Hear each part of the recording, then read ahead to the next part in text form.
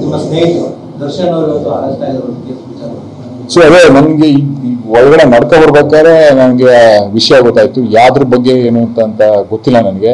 ಏನಕ್ಕೆ ಅರೆಸ್ಟ್ ಆದ್ರು ಏನು ಎತ್ತ ಅಂತ ಅವ್ರ ಜೊತೆ ನಾನು ಈ ಸಂಪರ್ಕ ಮಾಡಿಲ್ಲ. ಅದಾದ್ಮೇಲೆ ಅದನ್ನ ವಿಷಯದ ಬಗ್ಗೆ ನಂಗೆ ಗೊತ್ತಿಲ್ಲ. ಅದ್ರ ಬಗ್ಗೆ ಕೊಲೆ ಕೇಸ್ ವಿಚಾರವಾಗಿ ಕೊಲೆ ಕೇಸ್ ಓಕೆ ನಂಗೆ ಗೊತ್ತಿಲ್ಲ. ಅದನ್ನ ವಿಚಾರ ಮಾಡ್ಬೇಕಷ್ಟೇ ಅದ್ರ ಬಗ್ಗೆ. ಸರ್ ನಿಮ್ ಜೊತೆ ಚೆನ್ನಾಗಿದ್ರು ಅಂದ್ರೆ ಒಡನಾಟ ಇತ್ತು, ನಿಮ್ಗೆ ಇದೊಂದು ಶಾಕ್ ಅನಿಸ್ತಾ ಇರುವಂತ ಒಬ್ಬ ನಟರಾಗಿ?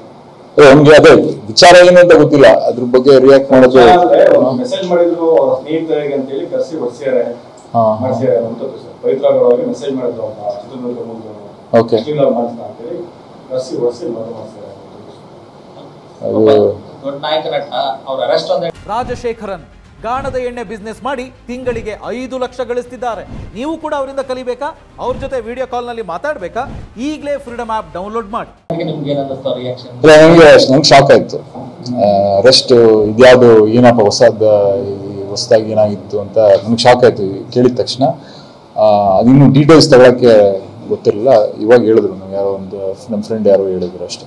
ನಿಮ್ಮ ಸ್ನೇಹಿತರು ದರ್ಶನ್ ಅವರು ಇವತ್ತು ಅರೆಸ್ಟ್ ಆಗಿರೋ ಕೇಸ್ ವಿಚಾರ ಸೊ ಅದೇ ನನಗೆ ಒಳಗಡೆ ನಡ್ಕೊ ಬರ್ಬೇಕಾದ್ರೆ ನನಗೆ ವಿಷಯ ಗೊತ್ತಾಯ್ತು. ಯಾವ್ದ್ರ ಬಗ್ಗೆ ಏನು ಅಂತ ಗೊತ್ತಿಲ್ಲ ನನಗೆ.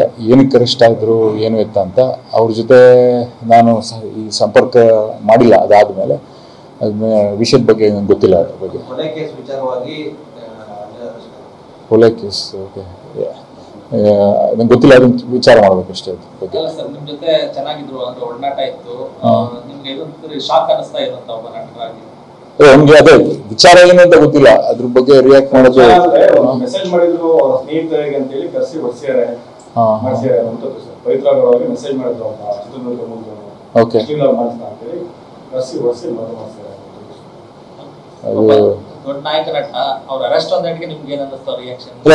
ನಂಗೆ ಶಾಕ್ ಆಯ್ತು. ಅರೆಸ್ಟ್ ಇದ್ಯಾವುದು ಏನಪ್ಪ ಹೊಸದಾಗಿ ಏನಾಗಿತ್ತು ಅಂತ ನನಗೆ ಶಾಕ್ ಆಯ್ತು ಕೇಳಿದ ತಕ್ಷಣ.